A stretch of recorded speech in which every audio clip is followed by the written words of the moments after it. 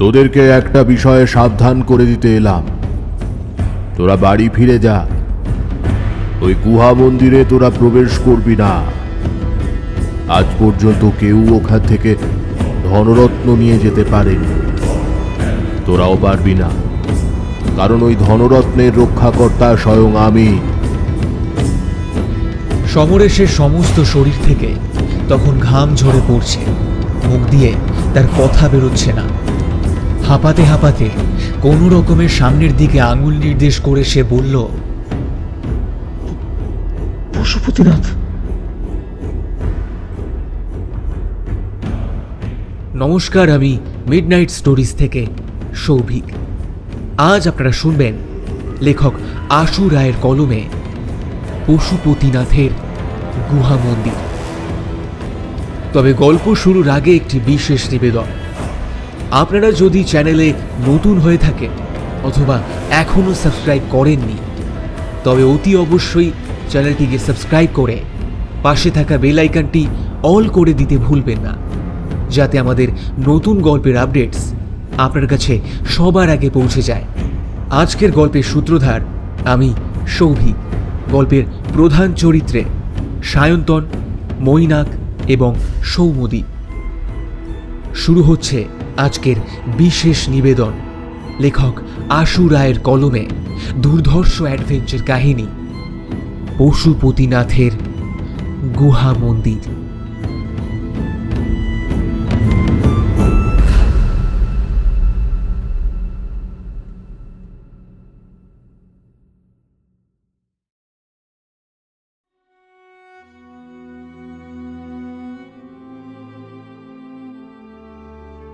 শহরের এই পরিবেশ আর ভালো লাগে না রবির। কলকাতার শহরে আর কেউ নেই তার। ছোটবেলা থেকে অনাথ আশ্রমে বেড়ে ওঠা রবি একটা চাকরি পেয়েছে বটে, কিন্তু শহরের এই কোলাহল ভরা জীবন দিন দিন যেন তার কাছে অসহ্য হয়ে উঠছে। রবির অফিসের অন্যরা বিকেলবেলায় কাজ সেরে বাড়ি গিয়ে আপনজনের সাথে সময় কাটায়। রবির সেই উপায়ও নেই। কলকাতায় একটা ছোট্ট বাড়ি ভাড়া নিয়ে থাকে রবি, তবে বাড়ি ফিরতে তার ইচ্ছে করে না। কিসের জন্যই ফিরবে? কার জন্যই বা ফিরবে? অফিস থেকে ফেরার পথে রাস্তার পাশে একটা বড় মাঠ আছে। গত 2-3 বছর ধরে রবি প্রত্যেক দিন সন্ধেবেলায় ওই মাঠে এসে বসে। মাঠের উত্তর দিক বরাবর একটা বড় ধরনের পুকুর আছে। ঘন্টার পর ঘন্টা সেই পুকুরের পাশে বসে থাকে সে। তারপর রাতে বাড়ি ফিরে কোনো রকমে রাতটুকু কাটিয়ে সকালে আবার বেরিয়ে পড়ে অফিসের উদ্দেশ্যে। আগে রবি এখানে একাই সময় কাটাতো। বছরখানেক আগে দুজন বন্ধু হয়েছে রবির, অর্জুন আর সমরেশ। গত বছরখানেক ধরে ওরা একসঙ্গে 2-3 ঘন্টা সময় কাটায় এই পুকুর পাড়ে বসে। সাধারণত অন্য দিনগুলোতে অর্জুন আর সমরেশ রবির আগেই পৌঁছে যায়, তবে আজকে রবি এসে দেখল ওদের দুজনের কেউই আসেনি এখনো। পিঠের ব্যাগটা নামিয়ে রেখে ঘাসের ওপরে বসল রবি।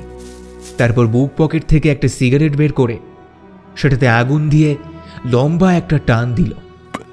টেনে নেওয়া ধোঁয়া বুকের মধ্যে ঢুকে নাক বরাবর কুণ্ডলী আকারে মিলিয়ে যেতে লাগল।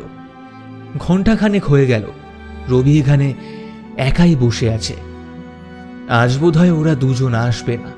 আগে একা বসে সমস্যা হতো না রবির, তবে যবে থেকে ওদের সঙ্গে পরিচয় হয়েছে তারপর থেকে ওরা একদিন না এলে একটু তো মন খারাপ হয় তার। অবশ্য ওদের সাথে দেখা হওয়ার পর থেকে ওরা যে আসেনি এমন খুব একটা হয়নি। অর্জুন একটা কারখানায় কাজ করে, আর সমরেশ বয়সে ওদের থেকে একটু ছোট, সবেমাত্র গ্র্যাজুয়েশন শেষ করেছে। ঘড়িতে তখন প্রায় 8টা বেজে গেছে। এখনো ওদের দুজনের কেউ এসে পৌঁছয়নি। একা আর বসে থাকতে ভালো লাগছে না রবির।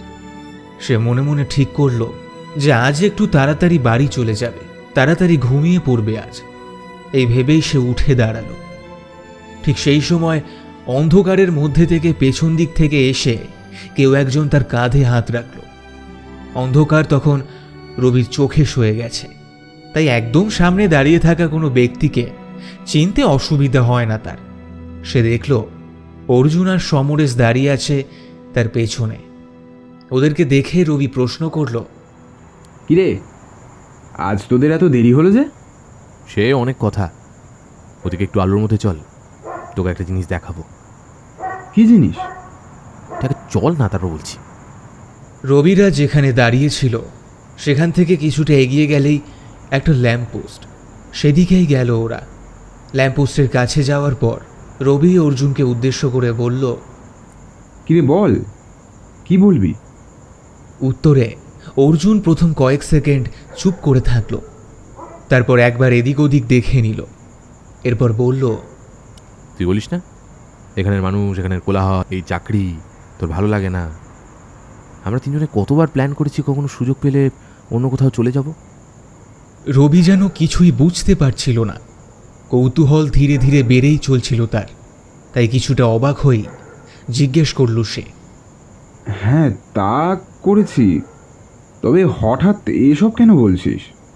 সেই সুযোগটা আমাদের কাছে এসেছে রবি। সুযোগ এসেছে বলতে? অর্জুন আরেকবার এদিক ওদিক দেখে নিল যে আশেপাশে কেউ আছে কিনা। তারপর রবির কানের কাছে এসে ফিসফিস করে সে বলল, সমরেশের ঠাকুরদা যে সেনাবাহিনীতে চাকরি করতেন সেটা তো তুই জানিস। হ্যাঁ তা জানি, চাকরিতে থাকাকালীনই এক দস্যুর হাতে তার মৃত্যু হয়, সেটাও জানি। ওনার মৃত্যু হওয়ার পরে সেনাবাহিনীর তরফ থেকে ওনার জিনিসপত্র বাড়িতে পাঠানো হয়। পুরনো জিনিসগুলোই আজকে ঘেঁটে দেখছিল সমরেশ। সেগুলো ঘাঁটতে ঘাঁটতে তার মধ্যে থেকে একটা জিনিস পায়ও। কি জিনিস? একটা চিঠি, অথবা বলতে পারিস আমাদের ভাগ্য। তোরা কি আবোল তাবোল বকিস বলতো? সমরেশের ঠাকুরদার লেখা ওই চিঠিটায় লেখা আছে যে পাঞ্জাবের একটা বিশেষ জায়গায় একটা গুহা মন্দির আছে। গুহাটা যে জায়গায় সেটা নাকি সিন্ধু সভ্যতার একটা নিদর্শন। সিন্ধুবাসীরা ওই গুহাতে নাকি অনেক ধনরত্ন লুকিয়ে রেখেছিল, আর সেগুলো নাকি আজকেও সেখানে আছে।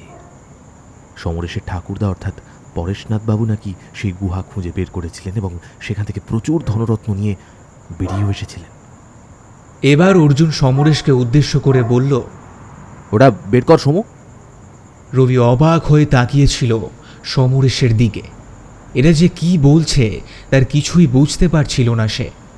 রবি দেখল সমরেশ তার বুক পকেট থেকে একটা ভাঁজ করা কাগজ বের করল। সেটা দেখে রবি জিজ্ঞেস করল, এটাই কি সেই চিঠি? অর্জুন কাগজটা সমরেশের হাত থেকে নিয়ে রবির হাতে দিয়ে বলল, হ্যাঁ পড়ে দেখ, ওখানে সেই জায়গাটা ঠিকানাও বলা আছে। ভাঁজ করা কাগজটা খোলার সময় রবি দেখল কাগজটা অত্যন্ত পুরনো, তাই অত্যন্ত যত্ন সহকারে সেটাকে খুলে পড়তে শুরু করল সে। সম্পূর্ণ কাগজটা পড়া শেষ করে রবি বলল, কিন্তু এই চিঠি যদি সত্যি হয় তাহলে ধনরত্ন নিয়ে উনি ফিরলেন না কেন? সমরেশ এতক্ষণ চুপ করেছিল। বয়সে ছোট হলেও বেশ বুদ্ধিদীপ্ত সে, ভূগোলের ছাত্র, তাই এইসব বিষয়ে তার উৎসাহ একটু বেশি। সে বলল, ভালো করে খেয়াল করে দেখো রবিদা, ঠাকুরদার চিঠিটা কিন্তু অসমাপ্ত। আমার বিশ্বাস তিনি একটু একটু করে লিখছিলেন। তবে গুপ্তধন নিয়ে বাইরে আসার পর তিনি দস্যুদের হাতে পড়েন। দস্যুরা ওনাকে হত্যা করে সোনাদানা লুট করে নিয়ে গেলেও চিঠিটা ওনার কাছেই থেকে যায়। পরে সেনাবাহিনীর লোকেরা ঠাকুরদার লাশ পাঠায়, তখন তার সাথে পাঠানো অন্যান্য জিনিসগুলোর সাথে এই চিঠিটাও পাঠিয়ে দেয়। এইটুকু বলে সমরেশ থামল। রবি চুপ করে থেকে কিছুক্ষণ কি যেন ভাবল, তারপর বলে উঠল, সেনাবাহিনীর লোকেরা নিশ্চয়ই এই চিঠি না পড়ে পাঠিয়ে দেয়নি। তারা যদি এই চিঠি পড়ে থাকে তাহলে তারা কি এই ব্যাপারে খোঁজ খবর করতো না এতদিন? ঠাকুরদা টুকটাক লেখালেখি করতো। আমার মনে হয় সেনাবাহিনীর লোকেরা এটাকে ওনার কোনো অসমাপ্ত লেখা ভেবেছেন। কিন্তু সত্যি সত্যি এটা তো ঠাকুরদার কোনো অসমাপ্ত লেখাও হতে পারে। কিছু একটা বলতে যাচ্ছিল, কিন্তু তাকে থামিয়ে দিয়ে অর্জুন বলল, তা হতেই পারে, তবে সেখানে একবার গিয়ে দেখলে দোষ কি? ভেবে দেখ, যদি সত্যিই কোনো গুপ্তধন পাওয়া যায় তাহলে আমাদের জীবন পুরো পাল্টে যাবে। এই কোলাহলের কলকাতা শহরে আমাদের আর থাকতে হবে না, সারাদিন আর ঘাম ঝরিয়ে খাটতে হবে না। ভেবে দেখ কি করবি। সত্যি বলতে রবিও এমন কিছুই চাইছিল। ছোটবেলা থেকে বিভূতিভূষণের গল্প পড়েছে সে, তাই অ্যাডভেঞ্চার তার খুবই ভালো লাগে। কতবার যে মনে মনে সে নিজেকে গল্পের নায়ক মনে করে ঘুরে এসেছে সুদূর আফ্রিকা থেকে, সেটা সে নিজে ছাড়া অন্য কেউই জানে না। আবারও প্রশ্ন করল অর্জুন, কিরে, কি ভাবছিস? কিছু বল। আমাকে একদিন ভাববার সময় দে, আমি কাল তোদেরকে জানাবো। বেশ, তাহলে সেই কথাই রইল। চল তবে আজ বাড়ি ফিরে যাই, অনেক রাত হলো। বাড়ি ফিরে এলো রবি। খাওয়া দাওয়া করে বিছানায় শুতে গেল সে। তবে ঘুম আসতে চাইল না তার। বারবার মাথায় অর্জুন আর সমরেশের বলা ওই কথাগুলো ঘুরতে লাগলো। রাতটা কোনো রকম কাটিয়ে দিয়ে পরদিন সকালে অফিস বেরোলো সে। তবে অফিসেও যে মন বসল না তার। দুপুরবেলায় খেতে বসে সে ঠিক করল এমন একটা সুযোগ কখনোই হাতছাড়া করবে না সে। অফিসে একটা বাহানা দিয়ে কয়েকদিনের ছুটির ব্যবস্থা করে নিল সে। মনে মনে ঠিক করল সন্ধেবেলায় ওদেরকে জানিয়ে দেবে যে সে যাচ্ছে ওদের সাথে।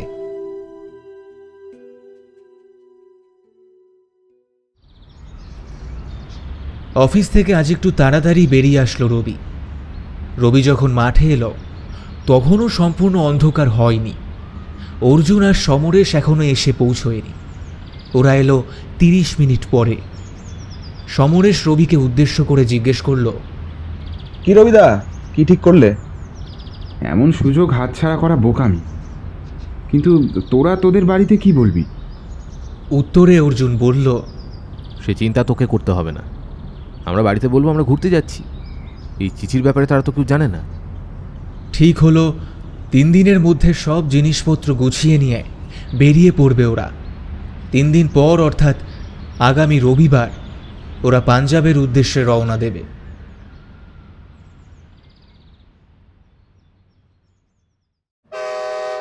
পাঞ্জাবে যাওয়ার জন্য সমস্ত রকম জিনিসপত্র গুছিয়ে নিয়ে শনিবার তৎকালে টিকিট করে রবিবার সকালে ট্রেনে চেপে পড়ল ওরা। উত্তর পশ্চিম পাঞ্জাবের একটা গ্রাম নাকি সিন্ধু সভ্যতার একটি অংশ ছিল।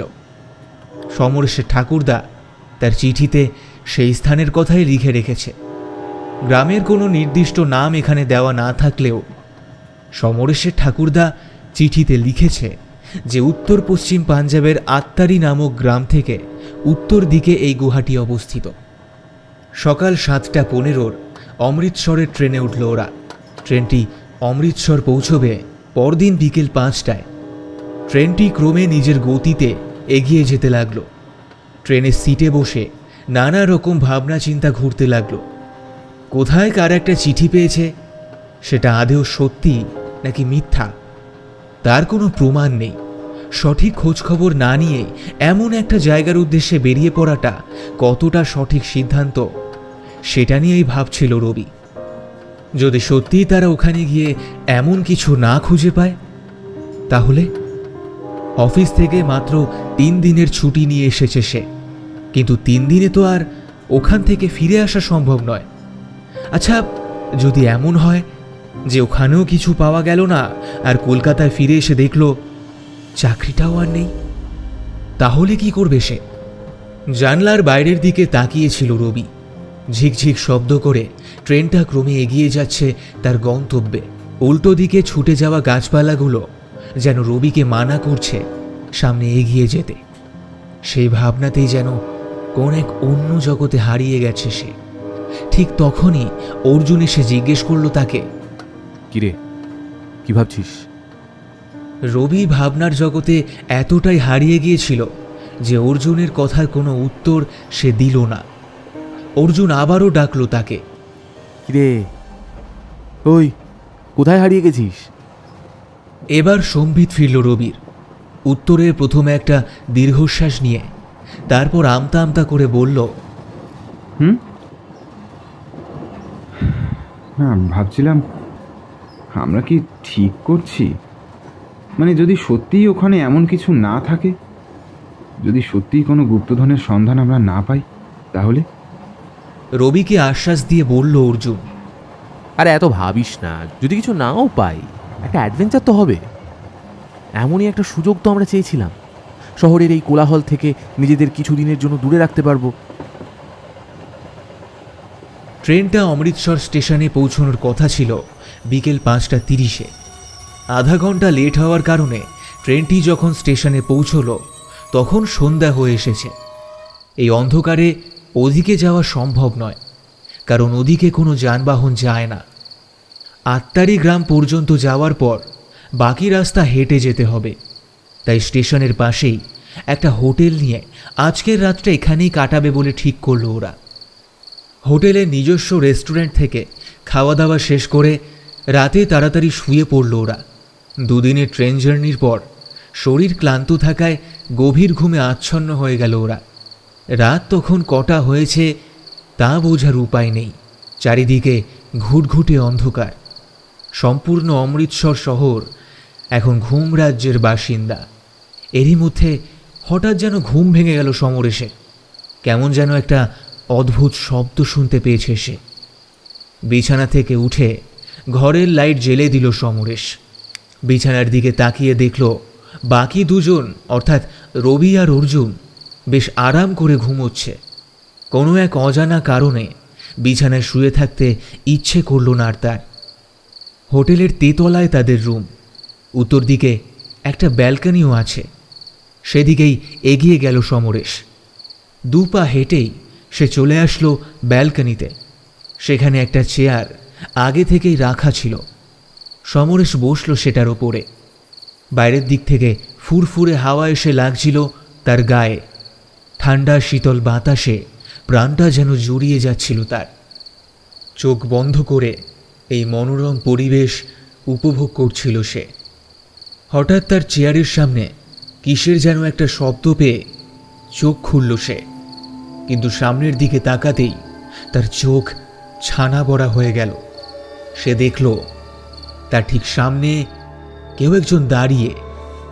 এই ঘুটঘুটে অন্ধকারেও সমরেশ তাকে স্পষ্টভাবে দেখতে পাচ্ছে। লোকটির চেহারা ঠিক মানুষ স্বরূপ নয়। তিনি লম্বায় প্রায় 6 ফুট। মাথার চুলের জায়গায় যেন কয়েকটি সাপ পেঁচিয়ে আছে। নাকের জায়গায় একটা টিকটিকির মতন প্রাণী। চোখ দুটোতে যেন 2টি ব্যাঙ মুখে ডিম নিয়ে বসে আছে। মুখ থেকে বেরিয়ে আসা জিভটা যেন ঠিক একটা কাঁকড়া। আর সব থেকে ভয়ঙ্কর হলো তার 10-10টা আঙুল যেন 10টা সাপের মুখ। সমরেশ অবাক হয়ে তাকিয়েছিল সেদিকে। এনাকে আগেও যেন কোথায় দেখেছিল সে, কিন্তু কোনোভাবেই মনে করতে পারছে না। তার বারবার মনে হচ্ছে কোনোভাবে পূর্ব পরিচিত সে। কোথাও এনার ব্যাপারে শুনেছে অথবা দেখেছে। ধীরে ধীরে উনি এগিয়ে আসতে লাগলেন সমরেশের দিকে। সমরেশের সমস্ত শরীর তখন ভয়ে থরথর করে কাঁপছে, তবুও সেদিক থেকে চোখ সরিয়ে নিতে পারছে না। হঠাৎ বিদ্যুৎ বেগের মতো মাথায় চলে আসলো সমরেশের। নিজের অজান্তেই তার মুখ থেকে একটা শব্দ বেরিয়ে গেল, দেবতা পশুপতিনাথ।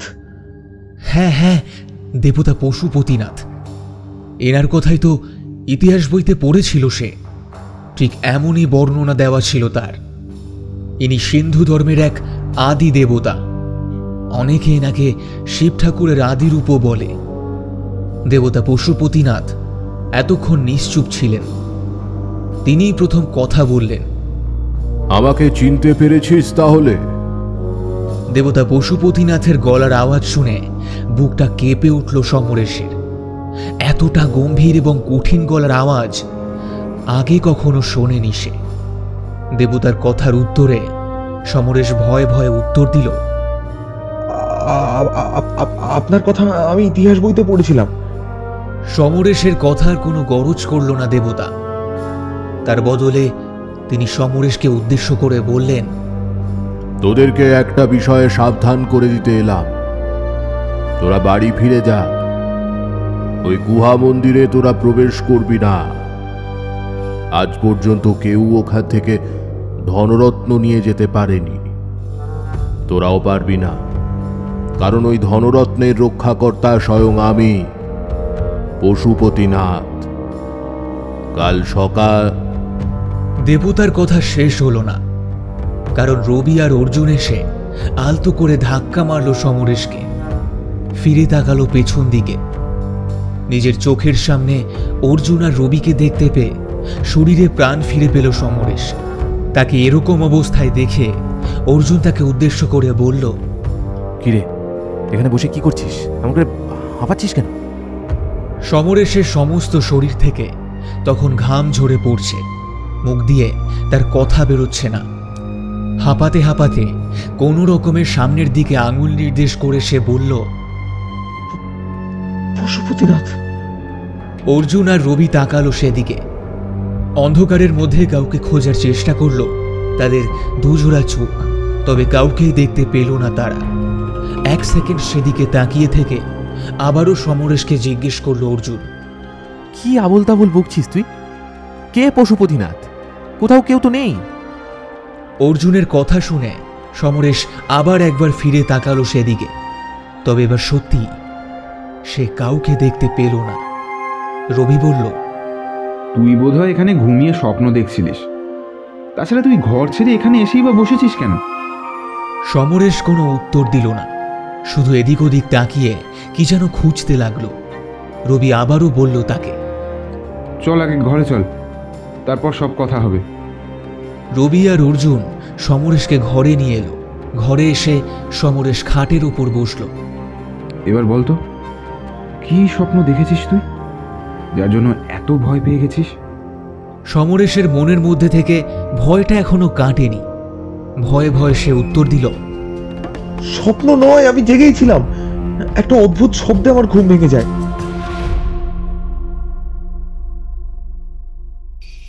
সমস্ত ব্যাপারটা সমরেশ খুলে বলে ওদেরকে। সবকিছু শুনে ওরা দুজন সমরেশকে তাচ্ছিল্য করে হাসতে শুরু করে। অর্জুন এদের মধ্যে সব থেকে বেশি সাহসী। সে হাসতে হাসতে বলে, মানে তুই বলতে চাইছিস সেই সিন্ধু যুগের পশুপতিনাথ নামক দেবতা তোকে দেখা দিয়েছে আর তোকে ওই সন্ধানে যেতে বারণ করছে? হ্যাঁ, সত্যি তুই পারিসও বটে সমু। ওখানে চেয়ারে বসে ঘুমিয়ে ঘুমিয়ে কী সব স্বপ্ন দেখেছিস সেটা নিয়ে আবার ভয় পাচ্ছিস। এই যুগে কেউ এসব বিশ্বাস করে না কি? হ্যাঁ। এবারও সমরেশ কয়েক সেকেন্ড চুপ করে থাকলো। আবারও একই রকম ভয়ে ভয়ে সে বলল, অর্জুনদা, আমার কিন্তু মনে হচ্ছে আমাদের ওখানে যাওয়া ঠিক না। কারণ আমি আমি আমি কিন্তু ঘুমিয়েছিলাম না, সেটা আমি জানি। আমি স্পষ্ট দেখেছি দেবতা পশুপতিনাথ আমার সামনে দাঁড়িয়েছিল, আর সে আমাদেরকে ওখানে যেতে বারণ করেছে। সমরেশের কথায় কেউ তেমন একটা আমল দিল না। পরদিন সকালেই হোটেল থেকে বেরিয়ে ওরা রওনা দিল আত্তরি গ্রামের উদ্দেশ্যে।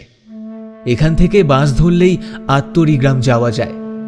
আত্তরি গ্রামে যাওয়ার পর বাকিটা রাস্তা ওদের হেঁটেই যেতে হবে, কারণ যেই জায়গায় ওই গুহা অবস্থিত বলে চিঠিতে লিখেছেন সেখানে কোনো লোকালয় নেই। চিঠিতে লেখা আছে এখান থেকে সোজা উত্তর পশ্চিম দিক দিয়ে এগিয়ে যেতে হবে। হাঁটা পথে ঘন্টা তিনেক সময় ধরে হাঁটলেই তারা পৌঁছে যাবে সেই নির্দিষ্ট জায়গায়। চিঠিতে লেখা আছে আত্তরি গ্রামের উত্তর সীমানায় একটা বট গাছ আছে। বটগাছের পাশ থেকে চলে গেছে একটা রাস্তা, সেই রাস্তা দিয়েই হেঁটে যেতে হবে ওদেরকে। গ্রামের উত্তর সীমানার বড় বটগাছটা খুঁজে পেতে ওদের খুব একটা সমস্যা না হলেও বটগাছটা পেরিয়ে সঠিক জায়গায় পৌঁছতে পারবে কিনা সেটা নিয়ে একটা সংশয় ওদের মনের মধ্যে ঘোরাফেরা করতে লাগলো। চিঠিতে লেখা ওই উঁচু নিচু রাস্তা ধরে কিছুটা এগিয়ে যাওয়ার পর রাস্তার পাশের একটা জমিতে একজন পাঞ্জাবি লোককে কাজ করতে দেখল ওরা। সিদ্ধান্ত নিল গুহার ব্যাপারে ওনাকেই জিজ্ঞেস করবে। ওনার একটু কাছে গিয়ে অর্জুন জিজ্ঞেস করল, ओ सरदार जी जरा सुनिए। हाँ जी बताइए, कौन है आप लोग? बोलो क्या चाहिए? इधर सामने एक गुहा वाला मंदिर है क्या? অর্জুনের কথা শেষ হওয়ার পর সর্দারজি আরও একবার ভালো করে ওদের তিনজনের মুখ দেখে নিল। তারপর ওদেরকে প্রশ্ন করল, हाँ है, लेकिन आप लोगों का क्या? उधर जाना है हमें। অর্জুনের শেষ কথাটা শোনার পর আরও একবার ওদের দিকে ভালো করে দেখে নিলেন উনি। তারপর বললেন, उधर क्यों जाना है? उधर उधर मत जाओ, उधर खतरा है। इससे पहले जो कोई भी उस तरफ गया था कोई वापस लौट के नहीं आया। वो सब हम देख लेंगे। आप इतना बता दीजिए कि गुफा किस तरफ है। सीधा चले जाओ और सुनो, मैं आखिरी बार बोल रहा हूं, मत जाओ उस तरफ। এইটুকু বলে সর্দারজি সেখান থেকে চলে গেলেন। উনি চলে যাওয়ার পর অর্জুন, রবি আর সমরেশকে উদ্দেশ্য করে বলল, চল এগিয়ে গিয়ে দেখি, আমরা নিজেরাও খুঁজে নেব। অর্জুন সামনের দিকে এগোনো শুরু করলেও ওরা দুজন সেখানেই দাঁড়িয়ে রইল। অর্জুন পেছন ঘুরে তাকিয়ে আবারও বলল, কিরে আয়, দাঁড়িয়ে রইলি যে? অর্জুনের কথার উত্তরে সমরেশ বলল, অর্জুনদা, আমি কিন্তু আবারও বলছি, আমাদের বোধহয় ওদিকে না গেলেই ভালো হতো। অর্জুন কিছু একটা উত্তর দিতে যাচ্ছিল, কিন্তু ঠিক সেই সময় তাকে থামিয়ে দিয়ে রবি বলল, ভাই অর্জুন, আমারও মনে হচ্ছে সমরেশ ঠিক বলছে। আমাদের বোধহয় আর এগিয়ে যাওয়া উচিত নয়। গুপ্তধন পেতে গিয়ে শেষে যদি দেবতার রোষের মুখে পড়তে হয় ও অকালে যদি প্রাণটা হারাতে হয়। রবির কথার উত্তরে অর্জুন প্রথমে একটু তাচ্ছিল্যের হাসি হাসল, তারপর বলল, দূর উজবুক, তোরা বোকাদের মতো কথা বলছিস। এমন আবার হয় নাকি? প্রাচীনকালে মানুষ সব দেবতাদের কল্পনা করেছিল, শুধু বাস্তবে তাদের কোনো অস্তিত্ব নেই। কিন্তু সমরেশ যে দেখেছে সেই দেবতাকে। উত্তরে সমরেশ কিছু একটা বলতে যাচ্ছিল, কিন্তু অর্জুন তাকে ধমক দিয়ে বলল, এই তুই চুপ কর তো। ঘুমিয়ে ঘুমিয়ে কি না কি দেখেছে সেটাকে সত্যি মেনে ভয় পাচ্ছে। চলেই যদি যেতে হয় তাহলে এত দূর এলাম কেন? এত কাছে এসে ফিরে যাওয়াটা কি ঠিক হবে? আমি বলছি ওসব কিছু নয়, তোরা মিছি ভয় পাচ্ছিস। চল সামনে এগো। রাস্তা যত সামনে এগিয়ে যাচ্ছে ততই বন্ধুর হচ্ছে, আর এগিয়ে যাওয়ার সাথে সাথেই রাস্তার চারপাশে গাছপালাও ক্রমে বৃদ্ধি পাচ্ছে। ধীরে ধীরে রাস্তাটি প্রবেশ করছে গভীর অরণ্যের মধ্যে। সেই রাস্তা দিয়েই হেঁটে চলেছে ওরা। আরও কিছুটা এগিয়ে যাওয়ার পর ওরা বুঝতে পারল রাস্তাটা জঙ্গলের মধ্যে প্রবেশ করেছে। এখানে চারিদিকে শুধু গাছ আর গাছ, আর যতই এগিয়ে যাওয়া যায় জঙ্গল যেন ততই ঘন হয়ে আসছে। আরও কিছুটা এগিয়ে গিয়ে জঙ্গলের মধ্যে একটা জায়গায় দাঁড়ালো ওরা। পাশেই একটা বড় গাছের নিচে বসে একটু বিশ্রাম করে নেবে বলে ঠিক করলো। এই জায়গাটায় গাছগাছালিগুলো বেশ বড় বড় এবং লম্বা লম্বা। সূর্যের আলো ঠিকমতো মাটিতে পৌঁছতে পারে না এখানে, তাই জায়গাটা অপেক্ষাকৃত স্যাঁতস্যাঁতে। গাছের ওপরের দিকের ডাল থেকে নানা রকম পাখির কিচিরমিচির ভেসে আসছে। বড় বড় গাছে দু একটি ডালে কয়েকটা হনুমান লেজ ঝুলিয়ে বসে আছে। বসে সেসবই দেখছিল ওরা। হঠাৎই অর্জুন বলে উঠল, চল এখানে বসে কিছু খেয়ে নি, তারপর আবার এগোনো যাবে। অমৃতসর স্টেশনের নিকটবর্তী বাজার থেকে কিছু শুকনো খাবার, চিড়ে, মুড়ি আর একটু গুড় কিনে নিয়েছিল ওরা। এখানে বসে সেটাই খেতে লাগলো। চিড়ে মুড়ি চিবোতে চিবোতে অর্জুন বলল, আমাদের এই চিড়েমুড়ির জীবন খুব তাড়াতাড়ি শেষ হতে চলেছে। একবার যদি ধনরত্নগুলো পেয়ে যাই। এইটুকু বলে অর্জুন একটু থামল। হঠাৎ তার খুশি খুশি মুখটাতে যেন দুঃখের জোয়ার ভাটা খেলে গেল। তার চোখ দুটো যেন ভিজে এলো। চোখের এক কোণা থেকে যেন এক ফোঁটা অশ্রু গড়িয়ে পড়ল গাল বেয়ে। তারপর অত্যন্ত ভারী গলায় সে বলল, যদি সত্যিই আমরা গুপ্তধন পাই তাহলে বিক্রি করে যে টাকা, তার অর্ধেক টাকা কাকু কাকিমাকে দিয়ে দেবো। সেই ছোটবেলায় আমার বাবা মা মারা যায়। মা তো আগেই মারা গিয়েছিলেন, আমি বাবার কাছে থাকতাম। তারপর হঠাৎ একদিন বাবা মারা যায়, আমি সম্পূর্ণ একা হয়ে যাই। আপন বলতে ছিল ওই কাকু কাকিমা। তবে বাবা মারা যাওয়ার পর ওরা আমাকে তাড়িয়ে দিতে চেয়েছিল, তবে লোকলজ্জার ভয় তা করতে পারেনি। তবে ছোটবেলা থেকেই আমি ওদের বঞ্চনায় বড় হয়েছি। কতই না যন্ত্রণা দিয়েছে আমাকে। ছোটবেলায় এমন কোনো দিন ছিল না যেদিন আমি ওদের হাতে মার খাইনি। কত কেঁদেছি, কত। এখনো আমি ওদের কাছে টাকা কামানোর মেশিন।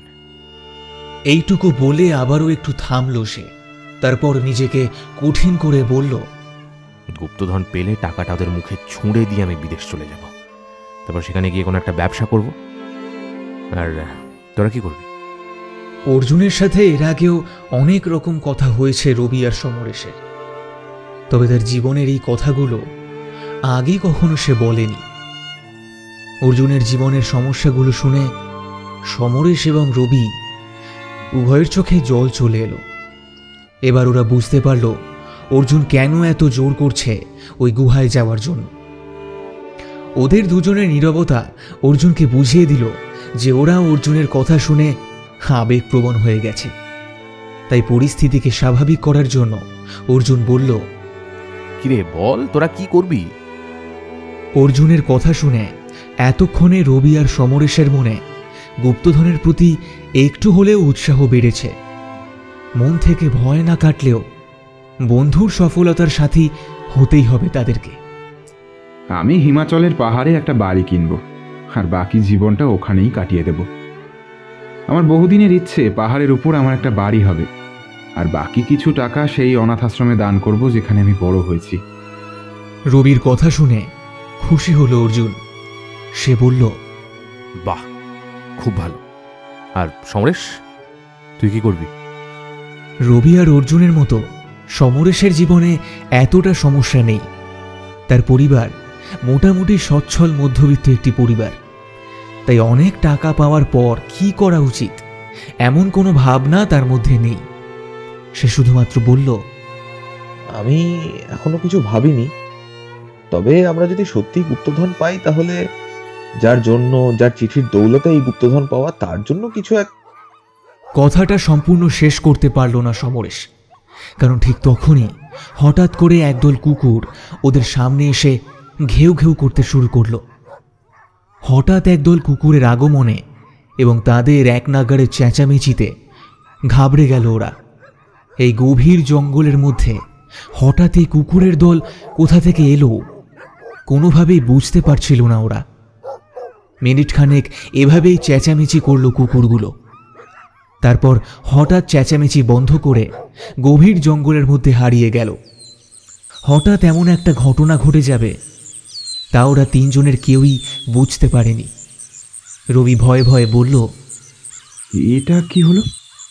এই গভীর জঙ্গলের মধ্যে কুকুর এলো কোথা থেকে? আর আমাদের দেখে ওরা এমন ঘেউ ঘেউই বা করলো কেন?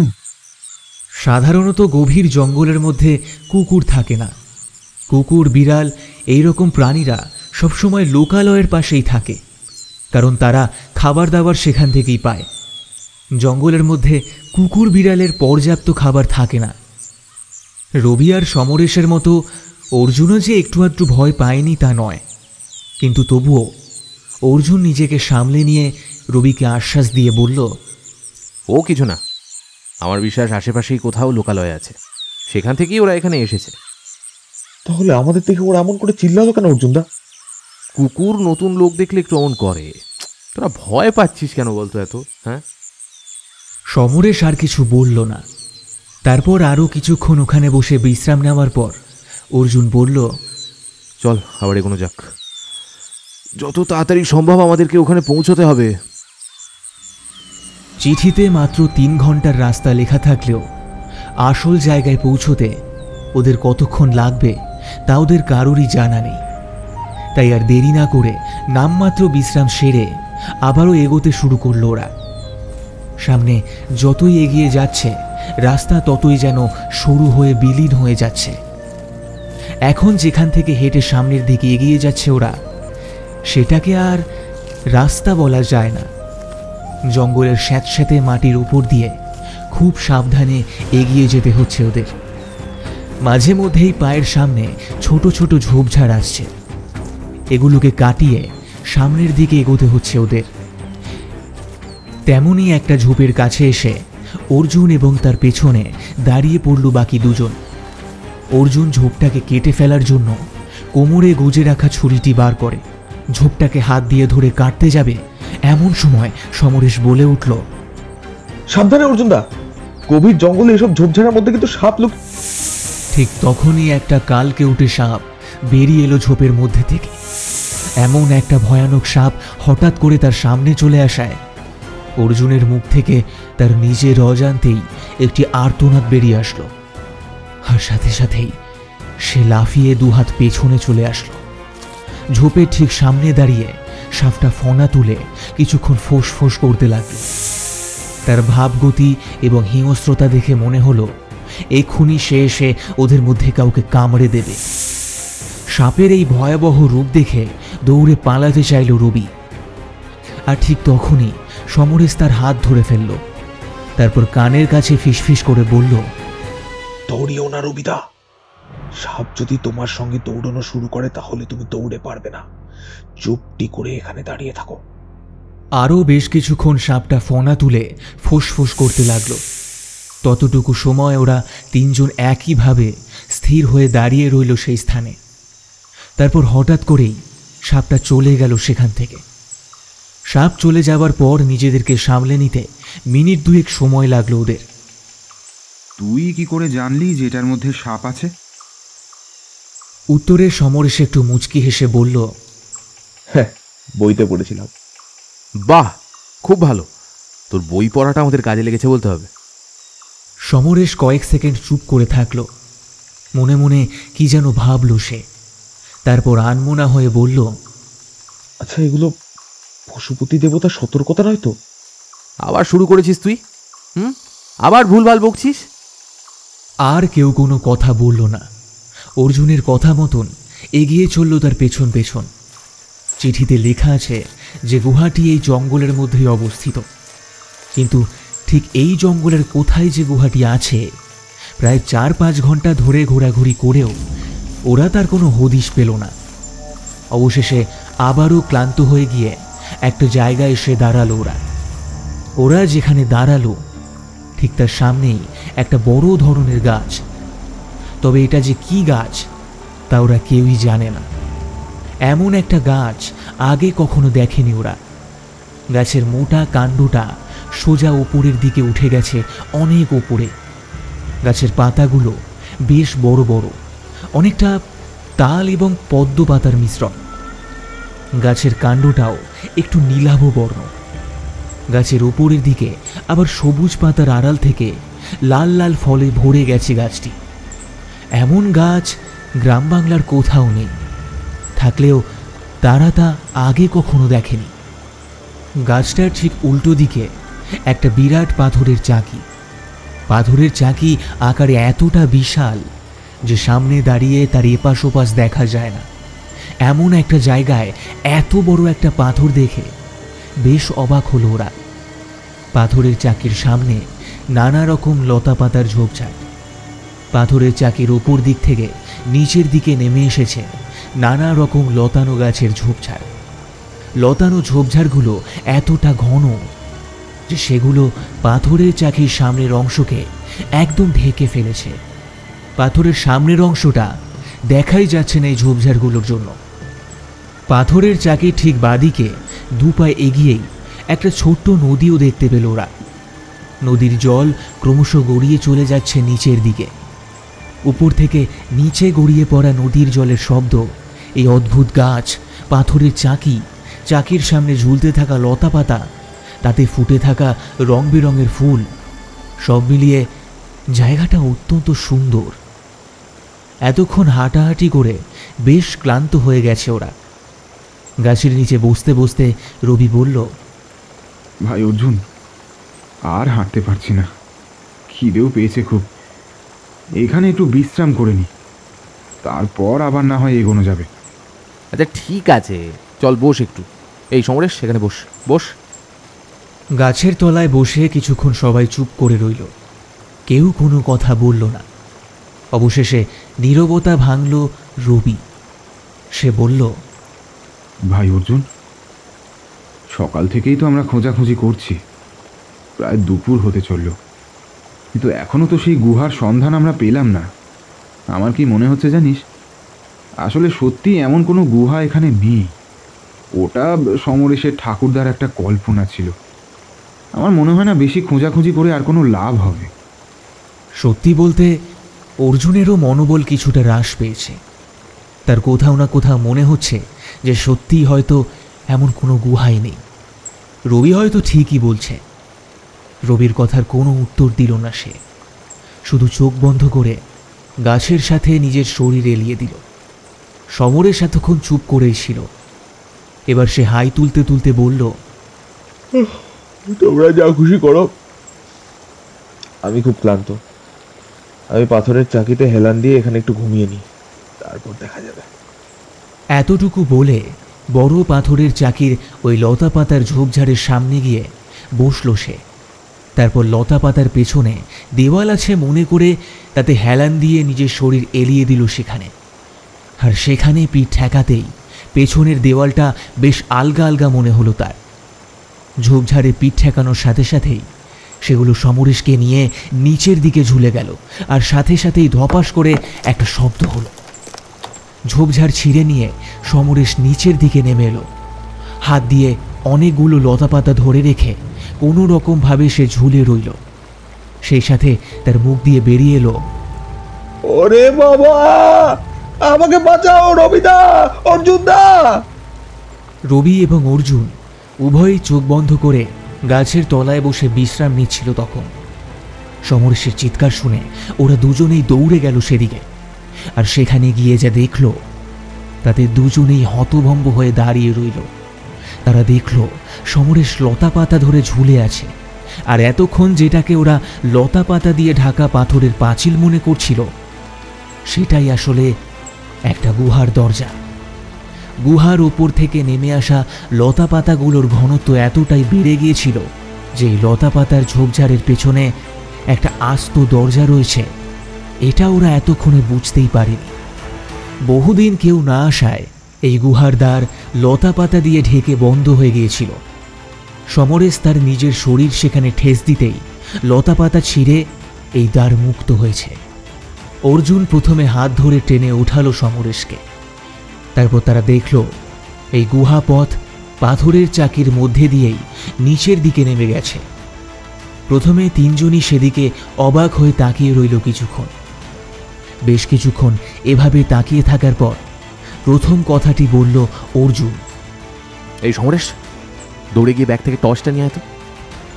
সমরেশ এক দৌড়ে নিমেষের মধ্যেই ব্যাগ থেকে টর্চটি নিয়ে এসে অর্জুনের হাতে দিল। টর্চ হাতে নিয়ে অর্জুন গুহার ভেতরে আলো ফেলল, আর সেই আলোতেই তারা দেখতে পেল গুহাটি ভেতরে অনেক বড়। অর্জুন এবং বাকিদের মুখে হাসি ফুটে উঠল। অর্জুন ওর সামনে থেকে ফিরে এসে গাছের নিচে রাখা তার ব্যাগপত্র নিতে নিতে বাকিদের উদ্দেশ্য করে বলল, যে যার ব্যাগপত্র গুছিয়ে নিয়ে চলে আয়, তোদের ভয় নেই। আমি সামনে যাচ্ছি, তোরা আমার পেছন পেছন আয়। অর্জুনের কথা মতোই ওরা তাকে অনুসরণ করে হাঁটতে লাগলো। অর্জুনই প্রথম ঢুকল গুহার মধ্যে। গুহার মধ্যে সূর্যের আলো প্রবেশ করে না, তাই টর্চের আলোই একমাত্র ভরসা। গুহার দেওয়ালে পাথর খোদাই করে নানা রকম ছবি আঁকা, আর প্রত্যেকটা ছবির নিচে কি যেন লেখা। এসব বিষয়ে সমরেশ খুব পরিপক্ক, তার অনেক জ্ঞান এসব বিষয়। নানা রকম বই পড়ে বিভিন্ন বিষয় তার নখদর্পণে। সমরেশ টর্চ নিয়ে এগিয়ে গেল সেদিকে, তাকে অনুসরণ করে রবিও গেল সেদিকে। সমরেশ গুহার প্রাচীরের একদম পাশে এসে লেখাগুলোর উপর টর্চের আলো ফেলে মিনিট খানেক মন দিয়ে দেখল সেটা। তারপর বলল, সিন্ধুলিপি, এগুলো এখনো পাঠোদ্ধার সম্ভব হয়নি। তুই কি করে বুঝলি এটা সিন্ধুলিপি? সমরেশ লিপিগুলোর দিক থেকে চোখ না সরিয়েই বলল, 3 বছর ধরে এই লিপিগুলো নিয়ে চর্চা করছি। আমি 100% নিশ্চিত যেগুলো সিন্ধুলিপি। অর্জুন এতক্ষণ চুপ করে দাঁড়িয়ে শুনছিল। এবার সে বলল, তাহলে এর থেকে প্রমাণ হচ্ছে যে এই গুহা প্রাচীনকালে সিন্ধু যুগের। তার মানে এখন গুপ্তধনও আছে। যাই হোক, চল সামনের দিকে এগোই। টর্চের আলো ফেলে আবারও সামনের দিকে এগিয়ে যেতে লাগলো ওরা। কিছু দূর এগিয়েই ওরা দেখল গুহাটা এই স্থানে এসে বেশ কয়েকটি ভাগে বিভক্ত হয়ে এগিয়ে গেছে সামনের দিকে। একটা মুখ বাঁদিকে বেঁকে চলে গেছে, অন্যটা বেঁকে গেছে ডান দিকে, আরেকটা কিছুটা সোজা গিয়ে আবার ডান দিকে বাঁক নিয়েছে। ওখানেই কিছুক্ষণ দাঁড়িয়ে থাকলো ওরা। অর্জুন আনমনা হয়ে বলে উঠল, এবার এবার কোন দিকে যাব আমরা? রবির কাছেও এ কথার কোনো উত্তর নেই। সে একটা দীর্ঘ নিঃশ্বাস ফেলে বলল, কি জানি। ঠিক তখনই পাশ থেকে সমরেশ বলে উঠল, যে কোনো একটা দিক দিয়ে গেলেই হবে। এসব গুহার প্রত্যেকটা মুখের সঙ্গে অন্য মুখের কোনো না কোনো যোগ থাকে। একটা মুখ দিয়ে ঢুকলে অন্য মুখেও তুমি যেতে পারবে। প্রাচীনকালে মানুষেরা যখন এখানে থাকতো তখন তারাই এই ব্যবস্থা করেছিল। সমরেশের কথা শেষ হওয়া মাত্রই অর্জুন খুশি হয়ে তার পিঠে একটা শাবাশি দিল, তারপর বলল, বাহ, তুই তো অনেক কিছু জানিস রে সমু। চল তাহলে সোজা রাস্তায় যাওয়া যাক। ডানে বামে না গিয়ে সোজা রাস্তা ধরেই এগিয়ে গেল ওরা। কিছুটা এগিয়ে যাওয়ার পর ওরা দেখল এই রাস্তাটার দুদিক দিয়ে বেশ কয়েকটা সরু রাস্তা বেরিয়ে গেছে দুদিকে। সেগুলো দিয়ে ডানে আর কখনো বামে যাওয়ার পর একটা জায়গায় গিয়ে থামতে হলো ওদেরকে। সবার আগে হেঁটে যাওয়া অর্জুন হঠাৎ করেই দাঁড়িয়ে পড়ল। তার টর্চের আলো গিয়ে পড়ল গুহার মেঝেতে একটা জায়গায়, আর সেই নির্দিষ্ট জায়গায় টর্চের আলো পড়তেই সেখানে উপস্থিত তিনজনেরই বুক কেঁপে উঠল। ওরা দেখল সেখানে একটা মানুষের কঙ্কাল পড়ে রয়েছে। কয়েক সেকেন্ড কারোর মুখ থেকেই কোনো কথা বেরোলো না। অতঃপর রবি ভয়ে ভয়ে সমরেশকে উদ্দেশ্য করে জিজ্ঞেস করল, এটা কি সিন্ধুবাসীদের কঙ্কাল রে সমু? সমরেশ ধীর পায়ে এগিয়ে গেল মানব কঙ্কালটির দিকে। কাছে গিয়ে কঙ্কালটির উপর টর্চের আলো ফেলে মিনিট খানেক পরীক্ষা করে দেখার পর সে বলল, না, এটা অতটা পুরনো কঙ্কাল কিন্তু নয়। তোর কি কঙ্কালের বয়স নির্ণয়ের বিদ্যাটাও আছে? হ্যাঁ। সমরেশ একটু মুচকি হেসে জবাব দিল, না, সেটা নেই। তবে কঙ্কালটা যদি অতটা পুরনো হতো তাহলে এটা এখন আর অক্ষত থাকতো না। কিন্তু ভালো করে দেখো অর্জুনদা, কঙ্কালটা কিন্তু এখনো অক্ষত অবস্থাতেই আছে। এবার রবি ভয়ে ভয়ে বলে উঠল, তার মানে আমাদের মতন কোনো সাধারণ মানুষ আমাদের আগে এই গুহায় ঢুকেছিল, আর এখানে ঢোকবার পরই কোনো কারণে তার মৃত্যু হয়েছে। এখানে নিশ্চয়ই কোনো বিপদ আছে। সে বিপদ যদি আমাদের উপরেও আসে তাহলে? এসেই যখন পড়েছি তাহলে আর বিপদের ভয় পেয়ে লাভ কি? যা হবে দেখা যাবে। সমরেশ কোনো উত্তর দিল না। না রে ভাই অর্জুন, চল আমরা ফিরে যাই। ধনরত্ন লাগবে না আমাদের। ঘরের ছেলে ঘরে ফিরে যাই, চল। অর্জুন আরও কিছু বলতে যাচ্ছিল, কিন্তু সেই সময় সমরেশ বলে উঠল, অর্জুনদা ঠিকই বলেছে রবিদা, কোনো বিপদ ঘটার আগেই চলো আমরা এখান থেকে বেরিয়ে যাই। আমাদের কারোরই জানা নেই এখানে আমাদের জন্য কি বিপদ অপেক্ষা করে আছে। এখানে যদি আমাদের মৃত্যু হয় তাহলে কেউ আমাদের খোঁজও পাবে না। এতক্ষণে বোধহয় অর্জুনের কঠিন হৃদয়তেও একটু ভয়ের সঞ্চার হলো। রবি এবং সমরেশের কথার উত্তরে অর্জুন বলল, আচ্ছা ঠিক আছে, চল। অবশেষে ওরা সিদ্ধান্ত নিল যে এখান থেকেই ওরা ফিরে যাবে। সেই কথা মতোই ওরা ফেরার রাস্তা ধরল। কিন্তু কিছু দূর এগোনোর পরই ওরা বুঝতে পারল যে ওরা পথ হারিয়ে ফেলেছে। এখানে আসার সময় ওরা অতটা খেয়াল করেনি যে ওরা কোন রাস্তায় ঢুকছে, কিন্তু এখন ফেরার সময় কোন রাস্তা ধরে ফিরতে হবে সেটা বুঝতে পারছে না ওরা। প্রত্যেকটা রাস্তা যেন একই রকম মনে হতে লাগলো ওদের কাছে। একটা রাস্তা ধরে কিছু দূর এগিয়ে অদ্ভুতভাবে আবার যেন সেইখানে ফিরে আসতে লাগলো ওরা। বারবার মনে হতে লাগলো এই জায়গাটাতেই যেন একটু আগে ওরা এসেছিল। প্রায় ঘন্টা খানেক এদিক ওদিক ঘুরেও বাইরে বেরোনোর কোনো রাস্তা খুঁজে পেল না তারা। অবশেষে ক্লান্ত হয়ে একটা জায়গায় দাঁড়িয়ে পড়ল ওরা। ক্লান্ত হয়ে ঘন ঘন নিঃশ্বাস ফেলতে ফেলতে রবি বলল, আর পারছি না, এমনভাবে কিছুই হচ্ছে না। এখানে এখানে একটু বসি। বলেই মেঝেতে বসে গুহার দেওয়ালে হেলান দিয়ে বসে পড়ল সে। বাকিরাও বসলো তার পাশে। কিছুক্ষণ চুপ করে থাকার পর হঠাৎ সমরেশ বলে উঠল, একটা জিনিস খেয়াল করেছো তোমরা? সমরেশের কথা শুনে রবি এবং অর্জুন উভয়েই ঘুরে তাকালো তার দিকে। সমরেশ আবারও বলতে শুরু করল, আমরা এতক্ষণ ধরে এই গুহার মধ্যে ঘুরলাম, কিন্তু আমরা কিন্তু কোনো ভয়ানক পশু অথবা সাপ এখানে দেখতে পাইনি। এখন কথা হচ্ছে, তাহলে কঙ্কালটা যে ব্যক্তির, তার মৃত্যু হলো কি করে? কি করে? গোলক ধাঁধায় পড়ে। এই গুহাটা একটা গোলক ধাঁধা। এর গভীরে একবার ঢুকে গেলে সহজে এখান থেকে বেরোনো যায় না। সমরেশের কথা শেষ হতেই রবি ভয়ে ভয়ে প্রশ্ন করল, তাহলে এবার উপায়? আমরাও কি এখানে ওভাবেই? উপায় একটা আছে। কি উপায়? তোমাদের চাঁদের পাহাড়ের কথা মনে আছে? সেখানে শঙ্কর কিন্তু এমনই একটা গোলকধাঁধার মধ্যে পড়েছিল। তখন শঙ্কর কিভাবে রাস্তা চিনে বাইরে বেরিয়েছিল? গুহার মেঝে থেকে কয়েকটা পাথর কুড়িয়ে প্রত্যেকটা রাস্তায় ছড়িয়েছিল সে। আমরাও প্রত্যেকটা রাস্তার মাথায় একটা করে পাথর রেখে যাই। তাহলে পরের বার যদি ভুল করে সেই রাস্তার সামনে এসেও যাই, তাহলে আমরা বুঝতে পারবো যে এই রাস্তায় আমরা ঢুকবো না। সমরেশের উপস্থিত বুদ্ধির প্রশংসা না করে পারল না ওরা দুজন। সত্যি, বই পড়লে একজন মানুষের উপস্থিত বুদ্ধি দারুণ বৃদ্ধি পায়। সমরেশের কথা মতোই ওরা একটা করে পাথর প্রত্যেক রাস্তার মাথায় রেখে গেল। যদিও বেশ কিছুক্ষণ এমনভাবে খোঁজাখুঁজির পর বাইরে যাওয়ার রাস্তা খুঁজে পাওয়া গেল না। তবে রাস্তা খোঁজাখুঁজি করতে করতে একটা অদ্ভুত জায়গায় এসে উপস্থিত হলো ওরা। 5 থেকে 6টা সরু রাস্তা পার করে একটা রাস্তার শেষে এসে তারা দেখল রাস্তাটা শেষ হয়েছে একটা বিরাট হলরুমের মতন জায়গায়। রাস্তার শেষে হলরুমে ঢোকার পথে একটা পাথরের দরজাও রয়েছে। সম্ভবত তখনকার মানুষ বানিয়েছিল এই হলঘর। সেখানেই ঢুকে গেল ওরা। ভেতরে ঢুকে টর্চের আলো ফেলতেই ঘরের ভেতরটা দৃশ্যমান হয়ে গেল। ঘরের মেঝে অত্যন্ত মসৃণ, পাঁচিলগুলো পাথর কেটে বানানো, গুহাগাত্রে বিভিন্ন রকম দেবদেবীর মূর্তি খনন করা। তার বেশিরভাগগুলোই রবি আর অর্জুনের অচেনা। সমরেশ অবশ্য দু একটা মূর্তিকে চেনে। যে মূর্তিগুলোকে সমরেশ চেনে, গুহাগাত্রের সে নির্দিষ্ট মূর্তিগুলোতে টর্চের আলো ফেলে তাদের পরিচয় সে দিতে লাগলো বাকি দুজনের কাছে। সমরেশের দেওয়া বর্ণনা শুনতে শুনতে বেশ ভালোই লাগছিল ওদের।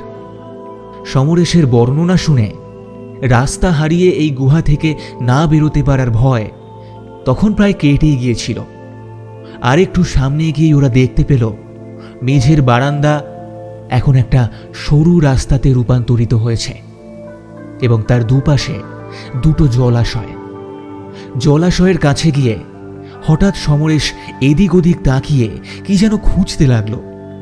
সেটা লক্ষ্য করে অর্জুন তাকে জিজ্ঞেস করল, কিরে, অমন করে কি খুঁজছিস?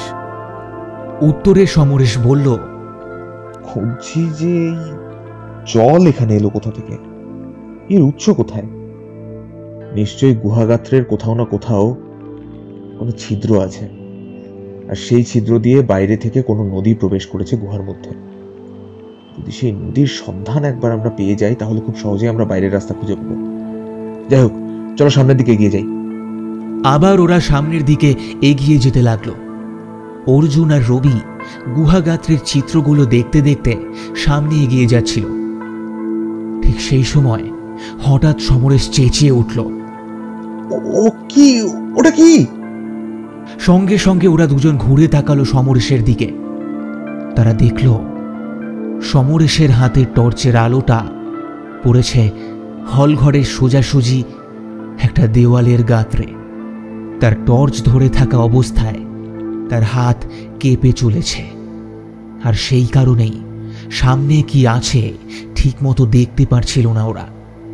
তৎক্ষণাৎ সেই নির্দিষ্ট জায়গায় নিজেদের টর্চের আলো ফেলল অর্জুন এবং রবি, আর সেদিকে আলো ফেলতেই চমকে উঠল ওরা। ওরা দেখল ওদের ঠিক সামনে একটা বড় বেদি বানানো, আর তার ঠিক উপরে দাঁড়িয়ে আছে একটা মূর্তি। মূর্তিটির মাথায় চুলের জায়গায় সাপ জড়িয়ে আছে, নাকের জায়গায় একটা টিকটিকি জাতীয় প্রাণী, দু চোখের মধ্যে বসে আছে দুটো ব্যাঙ। সমরেশের মুখ থেকে নিজের অজান্তেই নামটা বেরিয়ে গেল, দেবতা পশুপতিনাথ। কারোর মুখ থেকে কোনো রকম কথা তখন বেরোচ্ছিল না। তবে অবশেষে নীরবতা ভাঙল রবি। এই তো একদম সেই রকম মূর্তি যেমনটা সেদিন সমরেশ বর্ণনা দিয়েছিল। অর্জুন কিছু একটা বলতে যাচ্ছিল, কিন্তু তাকে থামিয়ে দিয়ে সমরেশ বলল, দেখেছো, আমি তোমাদের বারবার বলেছিলাম যে দেবতা আমাদের বারণ করছে এখানে আসতে, তবুও তোমরা আমার কথা শোনোনি, জোর করে এখানে এসেছো। এখন দেখা মিলেছে তো? আমার এবার খুব ভয় করছে রে। আমার মনে হচ্ছে সমরেশ সেদিন সত্যি কথাই বলছিল। সেদিনও স্বপ্ন দেখেনি, ওকে সত্যি সত্যি দেবতা পশুপতিনাথ দেখা দিয়েছিলেন। তোরা মিছিমিছি ভয় পাচ্ছিস। মানলাম এখানে পশুপতিনাথের মূর্তি আছে, তবে তার থেকে কি প্রমাণ হয়? এটা তো প্রমাণ হয় না যে দেবতা পশুপতিনাথ সত্যিই দেখা দিয়েছিল সমরেশকে। এটা সিন্ধু সভ্যতার সময়কালের গুহা। দেবতা পশুপতিনাথ তাদের কল্পনা ছিল, তাই এই গুহার মধ্যে পশুপতিনাথের মূর্তি পাওয়াটা কি খুব অস্বাভাবিক? আমায় বলতো। সমরেশ এতক্ষণ চুপ করে দাঁড়িয়েছিল, তবে এবার সে বলল, কিন্তু আমি সেদিন পশুপতিনাথেরই স্বপ্ন কেন দেখবো? সেটার কি কোনো ব্যাখ্যা আছে তোমার কাছে? মুচকি হেসে জবাব দিল অর্জুন, অবশ্যই আছে, কেন থাকবে না? খুব স্বাভাবিক ব্যাপার। ব্যাপারটা সম্পূর্ণ কাকতালীয়। আর তাছাড়া দেবতা পশুপতিনাথের মূর্তি আছে, স্বয়ং তিনি তো নেই। এত ভয় পাওয়ার কি আছে আমি তো বুঝতে পারছি না। অর্জুনের যুক্তিটা তাদের আশ্বাস দিতে পারল কিনা সেটা বুঝতে পারল না সে। তবে অর্জুনের যুক্তির বিরুদ্ধে তারাও আর অন্য কোনো যুক্তি দিল না। অর্জুন আবারও বলল, তোরা ভয় পাস না, দেখবি কিচ্ছু হবে না। আমার বিশ্বাস এখানেই কোথাও গুপ্ত। বলতে বলতে পাথর দিয়ে বাঁধানো জলাশয়ের পাথরের দেওয়ালের পাশে এসে দাঁড়ালো অর্জুন। আর ঠিক তখনই তার হাত পড়ল পাথরের দেওয়ালের গায়ে লাগানো একটি বিশেষ হাতলের মতন জায়গায়। আর ঠিক তখনই তার হাত লেগে হাতলটা ঘুরে গেল, আর তৎক্ষণাৎ জলাশয়ের একটা মুখ খুলে গিয়ে ধীরে ধীরে জলাশয়ের সব জল বাইরে বেরিয়ে যেতে লাগলো। জল বেরিয়ে যাওয়ার শব্দ শুনে রবি আর সমরেশও দৌড়ে এলো সেদিকে। জলাশয়ের পাথরের দেওয়ালের পাশে দাঁড়িয়ে তারা দেখল জলাশয়ের জলের স্তর ক্রমশ নিচের দিকে নামছে, আর জলাশয়ের নিচের দিকে একটা ছিদ্র দিয়ে জলটা বেরিয়ে যাচ্ছে। সেটা দেখেই সমরেশ দৌড়ে গেল সেদিকে, আর সেখানে গিয়ে সে দেখল জলাশয়ের পেছন দিক থেকে গুহাগাত্র ভেদ করে বাইরে থেকে নদীর একটি শাখা প্রবেশ করেছে গুহার ভেতরে, এবং সেটি পূর্ব পশ্চিমে বিস্তৃত হয়ে চলে গেছে গুহার গভীরে। সেই নদী থেকেই খাল কেটে এই জলাশয়ে জল ঢোকানোর ব্যবস্থা করা হয়েছে। জলাশয়ের পেছন দিক থেকে পাতলা পাথরের তৈরি দুটি কৃত্রিম বাঁধ তৈরি করা রয়েছে, একটি জল প্রবেশ করানোর জন্য, অন্যটি হলো জল বের করার জন্য। অর্জুনের হাত যে হাতলটির উপর পড়েছিল সেটি দিয়ে আসলে ওই বাঁধ নিয়ন্ত্রণ করা যায়। হাতলটি ঘোরালে ওই বাঁধ ঢাকনার মতন খুলে গিয়ে জল বেরিয়ে যায়। বর্তমানকালেও নদীতে বাঁধ দিতে এই প্রক্রিয়া ব্যবহার করা হয়। তবে এত বছর আগেও যে মানুষ এই প্রক্রিয়া জানত, সেটা বেশ অবাক করল ওদেরকে। মিনিট দুয়েকের মধ্যে জলাশয়ের সমস্ত জল বেরিয়ে গেল, আর ঠিক তখনই টর্চের আলো জলাশয়ের নিচে পড়ার সাথে সাথে কি যেন চকচক করে উঠল সেখানে। আলো ফেলে আরেকটু ভালো করে দেখার পর বুঝতে আর বাকি রইল না যে ওখানে সব সোনা, রূপো আরও দামি দামি সব পাথর ভর্তি করা রয়েছে। এত বছর ধরে জলের নিচে লুকিয়ে রাখা ছিল ওগুলো। এগুলো দেখার পর ওরা তিনজন একে অপরের দিকে তাকালো একবার, তারপর ওদের মুখে ফুটে উঠল এক বিজয়ের হাসি। ওরা তিনজনই আনন্দে লাফালাফি করতে লাগলো। ঠিক তখনই হঠাৎ কি মনে হতে অর্জুন উল্টো দিকের জলাশয়ের দিকে ছুটে গেল। সেখানেও একই রকম একটি ধাতব হাতল দেখা গেল জলাশয়ের গাত্রে, আর সাথে সাথে সেটাকেও ঘুরিয়ে দিল অর্জুন। আর কিছুক্ষণের মধ্যেই এই জলাশয়টাও সম্পূর্ণ খালি হয়ে গেল, এবং এর মধ্যে থেকেও বেরিয়ে আসলো একই রকম গুপ্তধনের ভাণ্ডার। আনন্দে উৎসাহে চেঁচিয়ে উঠল অর্জুন, রবি, সমু, আমরা গুপ্তধন আবিষ্কার করে ফেলেছি। এত ধনরত্নের মালিক শুধু এখন আমরা। আমাদের সবার দুঃখ এবার শেষ হবে, সবার দুঃখ এবার শেষ হয়ে যাবে। জলাশয়ের ভেতরের দিকে পাথরের দেওয়ালের গাত্র বেয়ে একটা সিঁড়ি নেমে গেছে নিচের দিকে। জল থাকাকালীন সেটা দেখা না গেলেও এখন তা দৃশ্যমান। সেদিকে আঙুল নির্দেশ করে অর্জুন বলল, ওই দেখ সিঁড়ি, চল নামি, যে যতটা পারিস তোল। অর্জুনের কথার কোনো উত্তর দিল না ওরা, এবং নিজেদের জায়গা থেকেও এক পাও নড়ল না ওরা। সেটা দেখে অর্জুন আবারও বলল, কিরে দাঁড়িয়ে রইলি কেন, আয়। আমার খুব ভয় করছে রে, যদি ওর ভিতর নামার পর কোনো বিপদ হয়। আমার মনে হয় ভেতরে নামাটা ঠিক হবে না, জানিস তো। রবির কথা শেষ হওয়া মাত্রই সমরেশ বলল, রবিদা ঠিকই বলেছে, ভেতরে নামাটা বোধহয় ঠিক হবে না। অর্জুন একটু বিরক্ত হয়ে উত্তর দিল, তোরা যে কি বলিস না, যেটার জন্য আমরা এত দূর থেকে এত কষ্ট করে এলাম সেটা আমাদের হাতের কাছে ফেও ছেড়ে দেবো? ওরে উজবুক, আমরা এটা খুঁজে বের করেছি, এই গুপ্তধনের আবিষ্কারক আমরা, তাই এসবের মালিকও এখন আমরা। তবু আমরা নামবো না, আমার মন মানতে চাইছে না। ঠিক আছে না, ঠিক আছে, নামতে হবে না, তোদের কাউকে নামতে হবে না, আমি একা নামবো। ভিতুর দল কোথাকার। এটুকু বলেই সিঁড়ি বেয়ে নিচে নামতে লাগলো অর্জুন। কয়েক সেকেন্ডের মধ্যেই নিচে নেমে গেল সে। তারপর সেখান থেকে চেঁচিয়ে বলল, এই দেখ, এই দেখ, আমি নিচে নেমে এলাম। কি হলো আমার, কি হলো? আমি তো বলছিলাম, শুধু শুধু তোরা ভয় পাচ্ছিস। দে তোদের ব্যাগগুলো ফেলে দে, আমি ভরছি, দে। রবি আর সমরেশ একবার নিজেদের দিকে তাকালো, তারপর নিজেদের ব্যাগ দুটো নিচে ফেলতেই যাবে এমন সময় তারা একটা শব্দ শুনতে পেল। শব্দটা আসছে দেবতা পশুপতিনাথের মূর্তি থেকে। তারা ঘুরে তাকালো সেদিকে, আর সেদিকে তাকাতেই তারা যা দেখল তাতে তাদের বুকের রক্ত হিম হয়ে গেল। তারা দেখল দেবতা পশুপতিনাথের দুটো চোখ হঠাৎ জ্বলজ্বল করে উঠেছে। দেবতার মূর্তিটায় যেন ধীরে ধীরে প্রাণ সঞ্চার হচ্ছে। মূর্তিটা যেন তাদের উদ্দেশ্য করে বলছে, এই গুপ্তধন তোরা নিতে পারবি না, তোরা এক্ষুনি এখান থেকে চলে যা, নইলে তোদের বিপদ হবে। আমি আগে তোদের একবার সতর্ক করেছি, তবুও তোরা আমার কথা শুনিসনি। এখনো বলছি, তোদের বন্ধুকে নিয়ে এখান থেকে চলে যা। রবি আর সমরেশের সারা শরীর ভয়ে তখন কাঁপছে। কাঁপতে কাঁপতে রবি ওপর থেকে চেঁচিয়ে অর্জুনকে উদ্দেশ্য করে বলল, ভাই অর্জুন, উঠে আয়, গুপ্তধনে হাত দিস না। দেবতা পশুপতিনাথ বারণ করেছেন তার গুপ্তধনে হাত দিতে। অর্জুন মুচকি হেসে জবাব দিল, কি আবার শুরু করেছিস তোরা?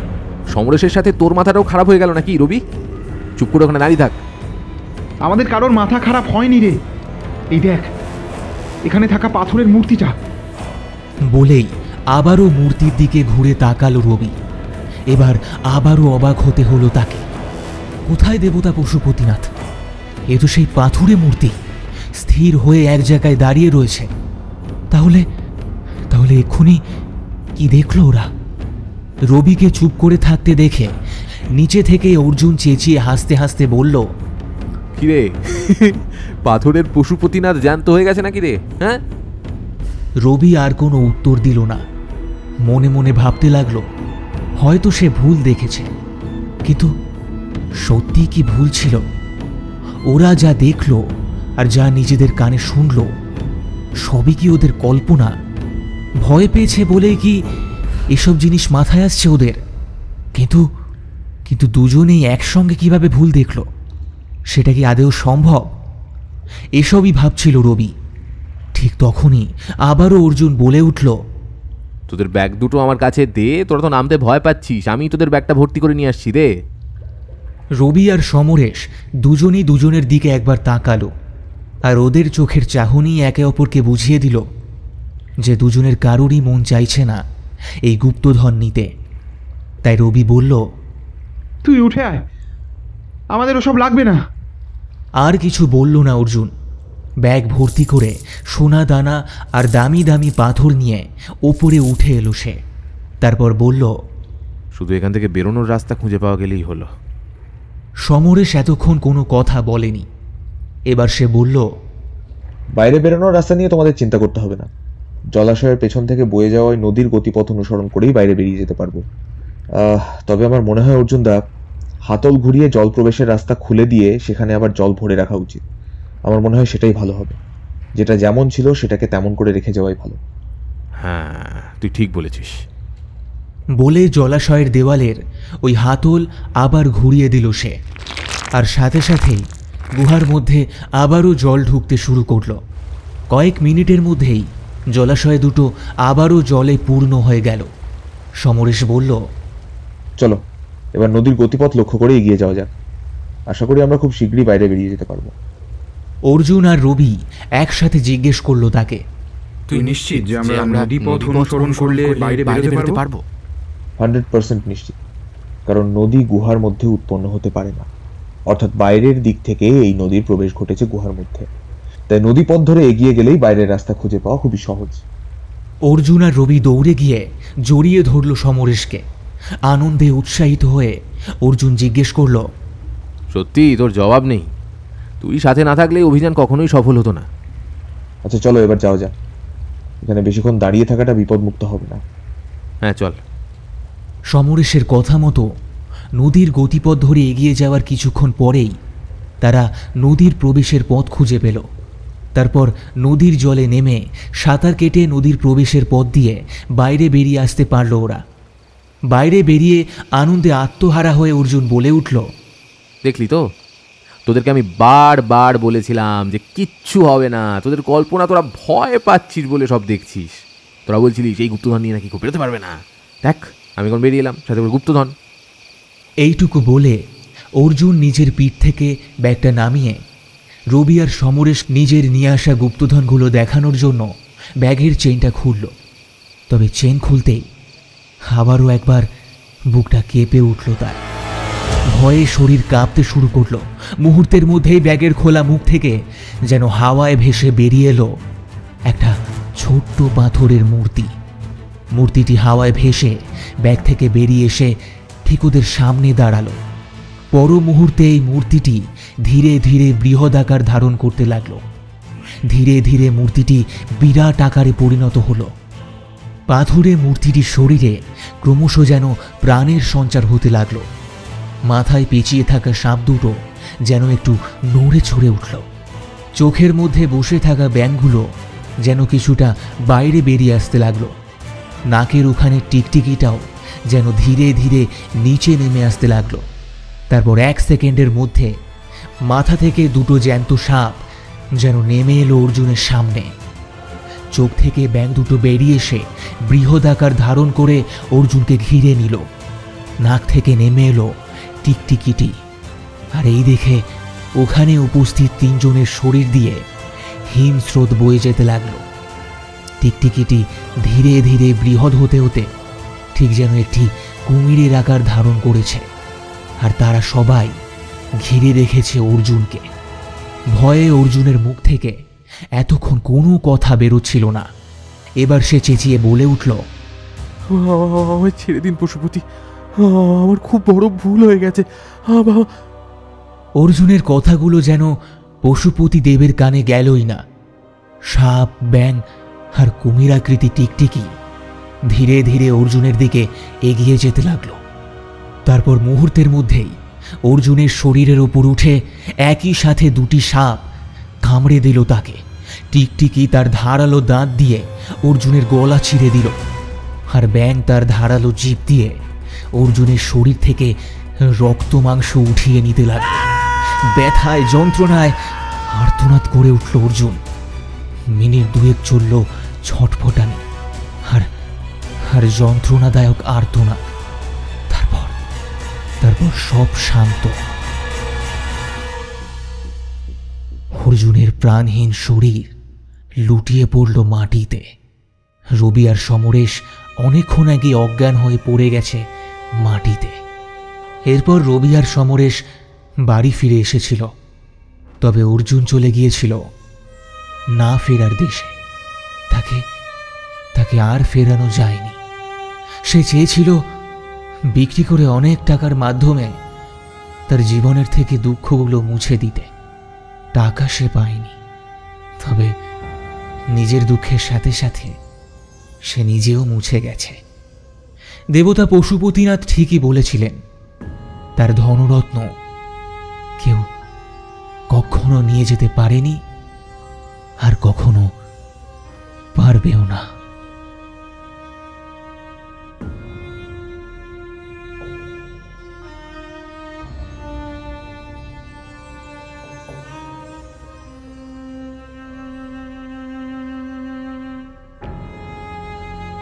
শেষ হলো লেখক আশু রায়ের কলমে এক দুর্ধর্ষ অ্যাডভেঞ্চার কাহিনী, পশুপতিনাথের গুহা মন্দির। আজকের গল্পের গল্প পাঠে আমি সৌভিক। গল্পে অর্জুন এবং পশুপতিনাথের চরিত্রে সায়ন্তন, সমরেশের চরিত্রে মৈনাক, রবির চরিত্রে সৌমদীপ, সর্দারজির চরিত্রে সৌভিক। গল্পের শব্দ গ্রহণ এবং শব্দ সংযোজনে সৃজা, আবহ সৃষ্টিতে আমি সৌভিক, পোস্টার ডিজাইনে টিম পিক্সেলের থেকে সৌভিক। তবে কেমন লাগলো আজকের গল্পটি কমেন্ট বক্সে জানাতে ভুলবেন না যেন। গল্পটি ভালো লেগে থাকলে অবশ্যই আপনার বন্ধু এবং পরিবারের সঙ্গে গল্পটি শেয়ার করে দিন। আরও এরকম নিত্য নতুন গল্প শুনতে এখনই সাবস্ক্রাইব করুন আমাদের ইউটিউব চ্যানেলে। তবে আজ চলি, ফিরে আসবো আরও একটি নতুন এবং রোমাঞ্চকর গল্প নিয়ে।